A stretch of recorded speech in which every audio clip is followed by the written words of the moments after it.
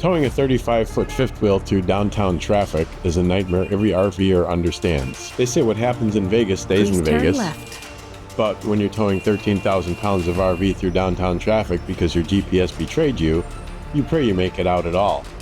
To understand how we ended up in that mess, we have to rewind about 12 hours. The night before was actually perfect. We made a last-minute run to Death Valley just to catch this sunset. Our base camp for this leg was the Beatty RV Park. It was quiet, simple, and exactly what we needed to rest up before the long haul. The next morning, it was time to move. We packed up the Alliance and punched in the coordinates to the GPS. The plan looked solid on paper. Head south from Beatty and cut straight through the Vegas Valley. We thought we had a clean route, but the GPS had other plans. Please turn left. And that is how we ended up here. The GPS decided the quickest route wasn't the highway, but straight through the tight, congested streets of downtown Vegas.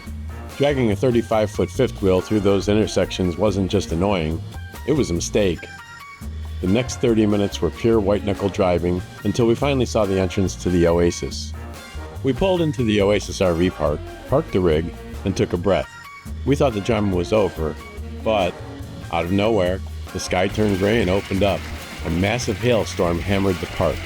So instead of exploring, we hunkered down and hoped the solar panels would hold up. Once the hail passed, Red Rock Canyon put on a show. Towering cliffs, deep red walls, and that endless desert sky. It was one of those drives where you just roll the windows down and soak it in. But just as we were admiring the view, the peace was broken by the low thumping of rotors echoing off the walls. It was May 6, 2025, and LVMPD Search and Rescue was diving deep into Pine Creek Canyon. Watch this. We are getting new video of a rescue operation at Red Rock Canyon. This is the video of the rescue. Las Vegas Metro Search and Rescue teamed up with other agencies to save a climber. The Metro said they got the call yesterday morning. A person was hurt climbing in Pine Creek Canyon. Rescue crews were able to get the hiker down the mountain and to the hospital.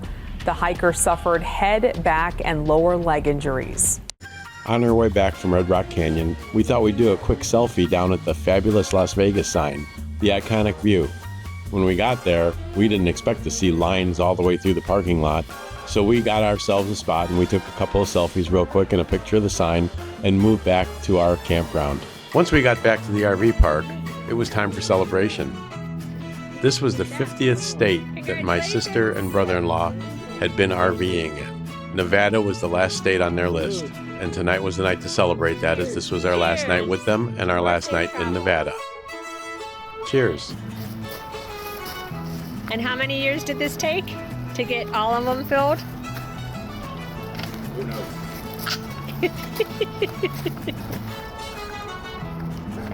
started out in 08, right? To Alaska? That's right, because the trailer is 06. So we started shortly after that. Yay! Yay! You got all your mouthfuls. That is awesome. Super cool. Yay! We pulled out of Vegas at dawn, leaving the drama behind, but not before catching the rig in this perfect morning light. Honestly, she's a beauty. We rolled across the Hoover Dam, a massive adventure for another time, and officially crossed into Arizona. Next stop, Meteor Crater RV Park. The park itself was pretty nice, clean, easy setup, but let's be real, it's just the base camp for the main event.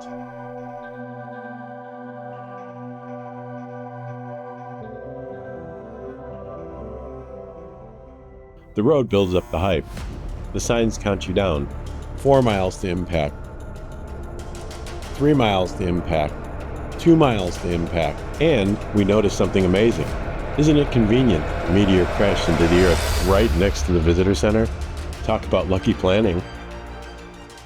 What we really love about this RV lifestyle is the chance to make new friends, no matter where they're from. If you've made it this far into the video, how about giving us a like and then hitting that subscribe button? Drop a comment if you feel like it too. After contemplating space rocks, we headed down the road to Winslow for a little Route 66 nostalgia. We couldn't resist. We spent the afternoon just standing on a corner. Rolling into Winslow, Arizona isn't just a stop, it's stepping into a time capsule. You can feel the history of the Mother Road on every block. It's got that classic, dusty, neon-lit charm that you only find on Route 66. Of course, you can't come here without visiting the most famous corner in rock and roll history. We made our way to Standing on the Corner Park. It's surreal seeing the lyrics come to life. The bronze statues, the mural reflecting the girl in the flatbed Ford. It's touristy, sure, but you can't help but smile. It's crowded with people from all over the world, just looking for that connection to the song.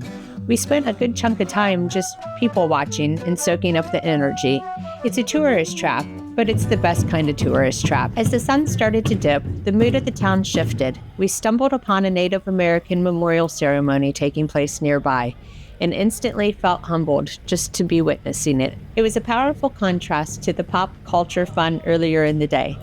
Hearing the drums and the chanting echo through the streets, it was a grounding reminder of the deep history here, long before the Eagles ever sang about it. After working up an appetite standing on the corner, we walked a few doors down to Bojo's, and let me tell you, this was a surprise of the trip.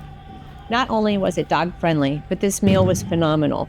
Just good, honest comfort food that hits the spot after a long travel day. We headed back to the camper with full stomachs and full hearts. Winslow gave us a lot more than just a photo op. It was a perfect side trip stop.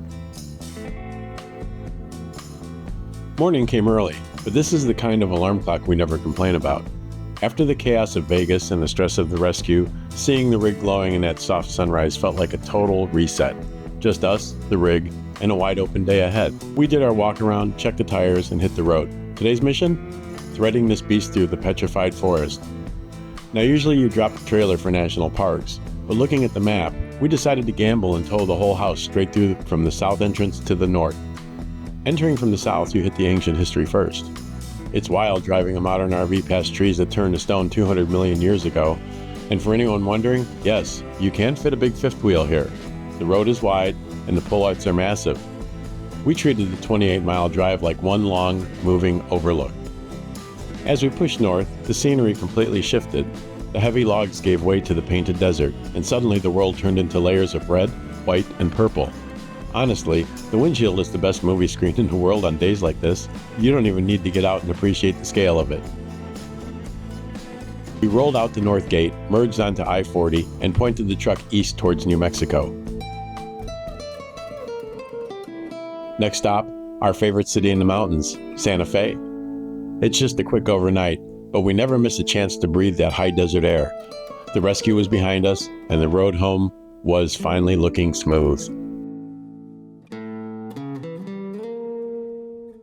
Crossing the border into the land of enchantment always feels different. The light hits differently here. We pulled into our home base, Santa Fe Skies RV Park. If you've never stayed here, the views are incredible, and they've got these cool, eclectic sculptures scattered around that just scream Santa Fe. But the real reason we stopped wasn't for the campsite. We headed about an hour north to Abiquiu, the legendary ghost ranch.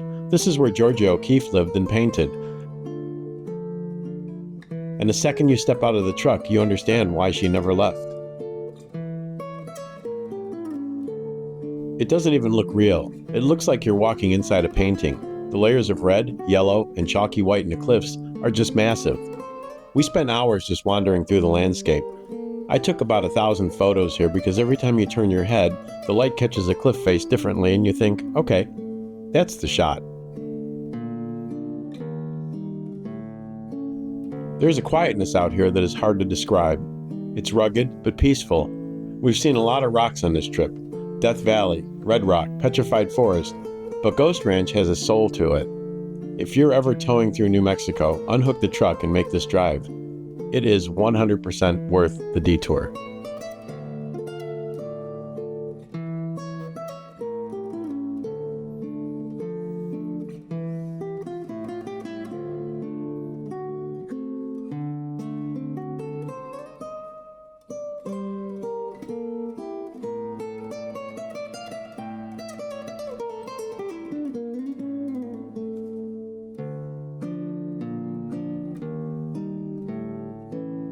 All right, enough art. Let's talk about the other reason we come to New Mexico. the food scene. This time, we went straight to Blake's Lottaburger for the amazing green chili cheeseburger. Look at that thing. It was messy, spicy, and over-the-top amazing. Honestly, might be the best burger the entire trip.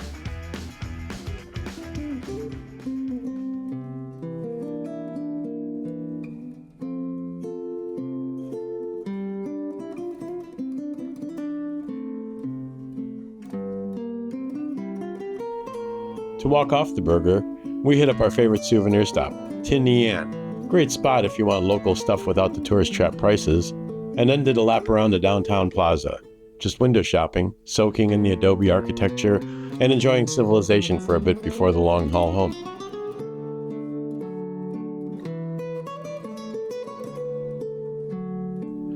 The Santa Fe Plaza is the end of the Santa Fe Trail, and it's also been a trading hub since the 1400s.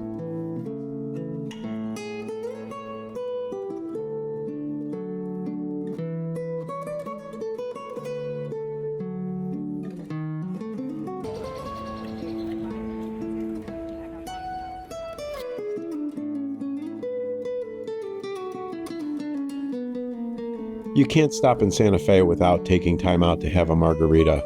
My favorite's the prickly pear. Debbie likes the classic margaritas. What's your favorite? Next stop, we're driving halfway across the country for some fudge. But not just any fudge. We're going to the Uranus Fudge Factory. Yeah, you heard that right.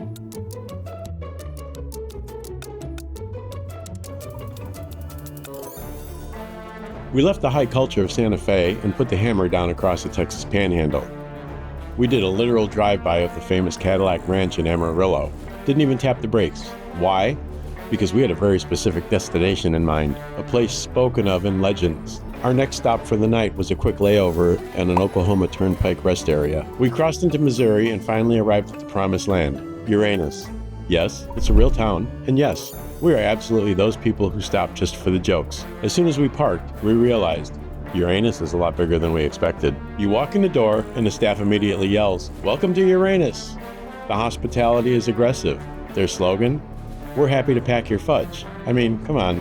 It's childish, it's ridiculous, and we loved every second of it. We took the grand tour. We checked out the Uranus Axe Hole, where you can throw axes, obviously. We saw the Putt Pirates mini golf course. They have really committed to the bit here. There isn't a single sign on this property that isn't a double entendre waiting to happen. But jokes aside, we had to see if the product lived up to the hype.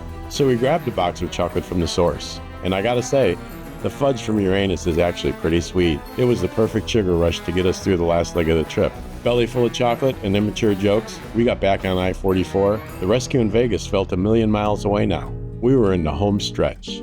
We shook off the sugar rush from Uranus and headed for our final stop, Casey, Illinois.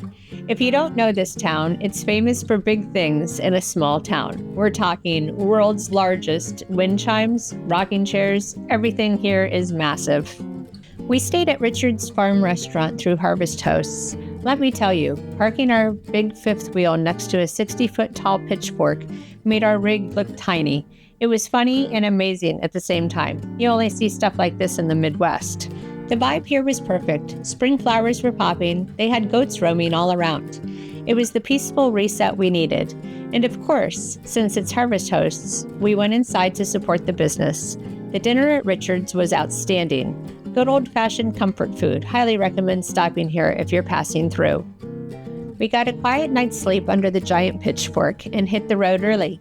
Crossing that Ohio state line felt like a victory lap. After the rescue in Vegas, the hail, and thousands of miles, we finally pulled into the driveway. From a helicopter rescue in Red Rock to giant pitchforks in Illinois, this trip was unforgettable. It threw everything at us, but we made it back in one piece. Thanks for riding along with us on this crazy adventure. But, you know the name of this channel, we roll with the curves, right to the bitter end. We thought the drama was over, but nature had one last surprise. Look who was waiting in the yard to greet us. A skunk. Welcome home indeed.